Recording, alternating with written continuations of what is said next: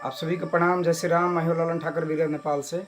आज के इस वीडियो में हम लोग सीखेंगे, समझेंगे, पढ़ेंगे प्रिंसिपल ऑफ अकाउंटिंग ग्रेड 11 में से लिया गया है numerical problem question number 10 financial statement chapter में से लिया गया है। तो उसी के हम लोग क्वेश्चन के सॉल्यूशन करेंगे। तो सॉल्यूशन करने से पहले सबसे पहले हम लोग क्वेश्चन को पढ़ के समझ लेते हैं, उसके बाद में हम लोग हिसाब मिलाने का प्रयास करेंगे।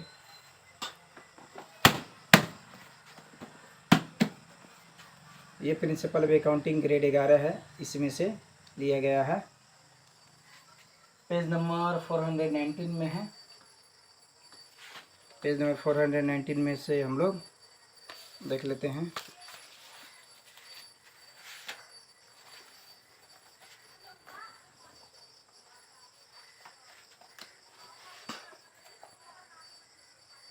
क्वेश्चन नंबर 10 में है, the trial balance of the current store content the following account at December 31 18 है 2018 है।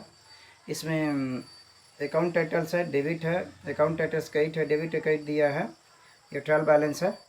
अब इसमें कैश एंड कैश बैलेंस है 33,004 से, अकाउंट रिसीवेबल है 37,006 से, मर्चेंडाइज इन्वेंट्री है 90,000, प्लांट एंड मशीनरी है 3,72,500, इन्वेस्टमेंट है 1,40,000, ड्राइंग्स है 10,000 रुपया, सेल्स डिस्काउंट है 4,600, कॉस्ट ऑफ गुड सोल्ड है 7,09,000, सैलरी एक्सपेंसेस है 69,008 से, यूटिलिटी एंड रिपेयर एक्सपेंसेस है 51,007 से, गैस एंड ऑयल एक्सपेंसेस है 7,002 से। उसके बाद में क्रेडिट साइड में है, accumulated depression plant and machinery है 96,400, नोट्स पेएबल है 50,000, अकाउंट्स पेएबल है 69,500 से, कैपिटल है 3,57,008 से, सेल्स है 9,02,001 से, gain and sale of furniture है 10,000 रुपया, profit on dissolve of the old business है 40,000 रुपया। अब अदर इन्फॉर्मेशन दिया है एडिशनल इन्फॉर्मेशन में। एक नंबर में salaries are 80% selling and 20% administrative है। Utility and repair expenses are 100% administrative है। 3 नंबर में इनकम टैक्स 20,940 है। 4 नंबर में है RS 15,000 of the not payable are payable next year. Gas and oil expenses is a selling expenses. Required में पूछा जा रहा है इसमें। ए नंबर में स्टेटमेंट ऑफ प्रॉफिट और loss for the year ended 31 है। और statement of financial position, financial position का अर्थ होता है बैलेंस शीट हम लोग को बनाना है। ठीक है, अब हम लोग आगे बढ़ते हैं सॉल्यूशन की तरफ।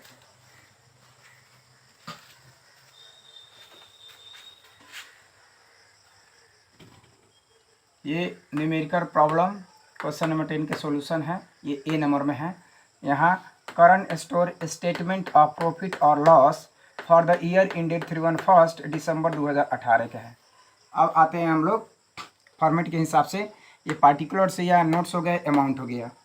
अब हम लोग को रेवेन्यू फ्रॉम ऑपरेशंस लिखना है। 1.1 में 8,97,500। तो ये 8,97,500 कहाँ से आया है? ये नोट्स में से, वर्किंग नोट्स में से यहाँ आया है। 1.1 में revenue from operation sales revenue 9,02,001 से है। और इसमें से सेल्स डिस्काउंट हम लोग घटा लेंगे। तो सेल्स डिस्काउंट 4,600 है, तो ये घट जाएगा। तो इसमें से 9,02,001 में से 4,600 घटेगा तो 8,97,500 टोटल होगा। तो ये 8,97,000 यहाँ 8,97,500 दिखाया गया है। अब आते हैं हम लोग कॉस्ट ऑफ सेल्स। अब कॉस्ट ऑफ सेल्स हम लोग देख लेते हैं यहाँ वर्किंग नोट में। 1.2 में कॉस्ट ऑफ सेल्स है, कॉस्ट ऑफ गुड सोल्ड है 7,09,000। इसी 7,09,000 के यहाँ देखेंगे कॉस्ट ऑफ सेल्स 1.2 में 7,09,000 हम लोग घटा लेंगे। तो 8,97,500 में 7,09,000 घटेगा तो 1,85,500 बचेगा। उसको हम लोग क्या बोलेंगे? ग्रॉस प्रॉफिट बोलेंगे। ठीक है, अब अदर इनकम है। तो अब अदर इनकम के भी हम लोग देख लेते हैं। 1.3 है अदर इनकम है। तो gain on sale of furniture दिया है 10,000, तो ये अदर इनकम में जाएगा। तो इसको अदर इनकम में 1.3 10,000 रुपये हम लोग लिख देंगे। प्लस का अर्थ होता है जोड़ना है, माइनस का अर्थ होता है घटाना है। उसके बाद में डिस्ट्रीब्यूशन एक्सपेंसेज है 1.4 है, 63,040 रुपया है। तो अब हम लोग देखते हैं यहाँ 1.4 में डिस्ट्रीब्यूशन एक्सपेंसेज में है सैलरीज 80% ऑफ 69,800, 69,800 का 80% है 55,840 रुपया। गैस एंड ऑयल एक्सपेंसेज है 7,200। आप दोनों को जोड़ना है, 55,840 को जोड़ना है, 7,200 जोड़ना है तो 63,040 रुपया होगा। तो डिस्ट्रीब्यूशन एक्सपेंसेज में 63,000, ये डिस्ट्रीब्यूशन एक्सपेंसेज में 1.4 में 63,040 रुपये लिख दिए हम लोग। अब एडमिनिस्ट्रेटिव एक्सपेंसेज 1.5 में 65,660 रुपये लिखना है। तो 65,660 रुपये कहाँ आएगा एडमिनिस्ट्रेटिव एक्सपेंसेज में? तो यहाँ है एडमिनिस्ट्रेटिव एक्सपेंसेज, यहाँ है 1.5 में एडमिनिस्ट्रेटिव एक्सपेंसेज है। सैलरी एक्सपेंसेज है 20% ऑफ 69,800 के 13,960 है। यूटिलिटीज़ एंड रिपेयर एक्सपेंसेज है 51,700। तो टोटल होगा 55,660 रुपया जो हम लोग एडमिनिस्ट्रेटिव एक्सपेंसेज में दिखा दिए। ठीक है, अब हम लोग का अदर ऑपरेटिंग एक्सपेंसेस नील है तो हम लोग कुछ नहीं लिखेंगे।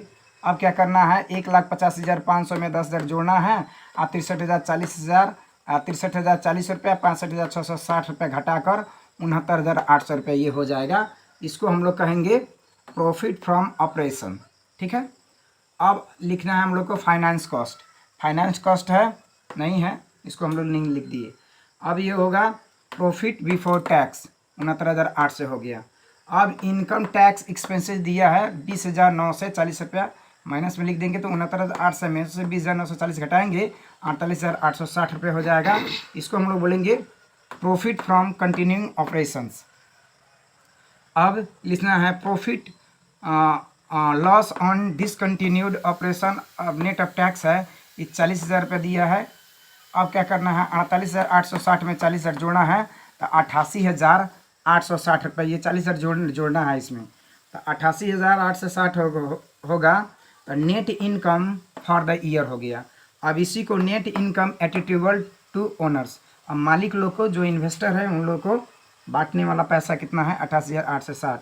अब बैलेंस शीट में इसको हम लोग कैपिटल में नेट प्रॉफिट हम लोग जोड़ देंगे। ठीक है, अब आते हैं बी नंबर में। यहाँ बी नंबर में है current store statement, current store statement of financial position, current store statement of financial position as on 31 दिसंबर 2018 है। अब यहाँ नोट में है फॉर्मेट में है एसेस्ट है, नोट्स है, अमाउंट है। आप पहले हम लोग लिखेंगे फॉर्मेट के हिसाब से नॉन करेंट एसिस्ट के अंदर क्या पड़ेगा, प्रॉपर्टी प्लांट एंड इक्विपमेंट 2.1 2,76,100 है।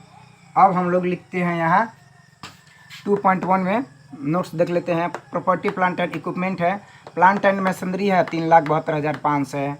एक्यूमुलेटेड डिप्रिसिएशन दिया है 96,400, तो 3,72,500 96,400 घटाएंगे तो टोटल बचेगा 2,76,100। तो 2,76,100 यहाँ दिखाया गया है, यहाँ 2,76,100 दिखाया गया है। अब हम लोग इन्वेस्टमेंट लिखते हैं तो 1,40,000 दिया है। अब क्या कर देना है, टोटल नॉन करेंट एसिस्ट इसको ए मान लेना है, 2,76,100 1,40,000 जोड़ना है तो 4,16,100 हो गया। अब आते हैं करेंट एसिस्ट। अब ट्रेड एंड अदर रिसीवेबल है 2.2 में 37,600। अब यहाँ देखते हैं नोट में 2.2 है trade and other receivable, account receivable है 37,600 रुपये लिख दिए हम लोग। अब आते हैं इन्वेंट्रीज में 2.3 है 90,000 रुपया है। तो इन्वेंट्रीज है 2.3 में इन्वेंट्रीज में है मर्चेंडाइज इन्वेंट्री है 90,000 रुपया लिख दिए। अब आते हैं हम लोग कैश एंड कैश इक्विवेलेंट है, नगद और नगद सरा है 33,400।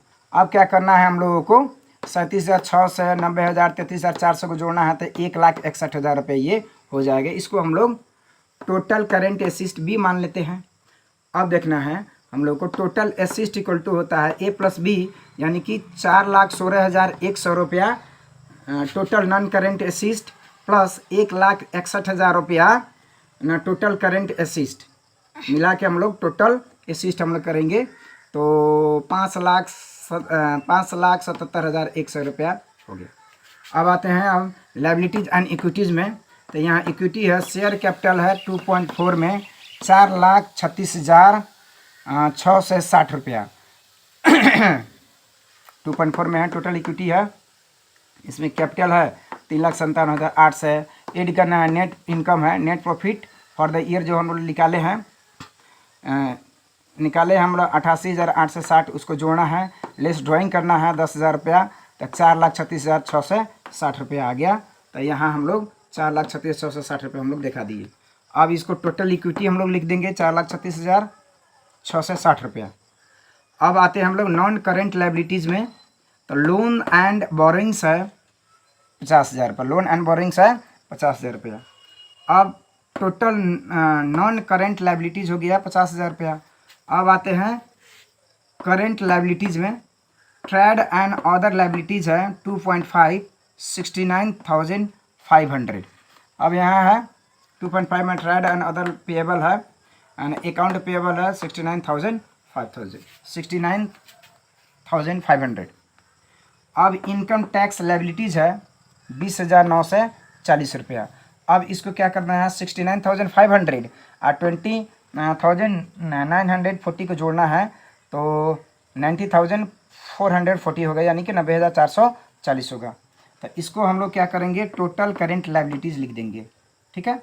और टोटल इक्विटी एंड लाइबिलिटीज़ होगा 4,36,660, 50,000 प्लस 90,440 जोड़ेंगे तो 5,77,100 रुपया हो जाएगा। यानी कि इसी साइड और लाइबिलिटी साइड दोनों बराबर है, यानी कि हम लोग का बनाया हुआ हिसाब सही है। अब यहाँ देखना है हम लोग को, ये कॉन्टैक्ट फॉर लर्निंग है, ये 98,071,18,316 में हमसे बात करके आप सीख सकते हैं। अकाउंट सब्जेक्ट है, 10 के विद्यार्थी पढ़ सकता है, 10+2 के विद्यार्थी पढ़ सकते हैं, मैंने BBS पढ़ सकते हैं, और MBS के विद्यार्थी हमसे कॉन्टैक्ट करके लर्निंग कर सकते हैं, सीख सकते हैं, पढ़ सकते हैं, ठीक है।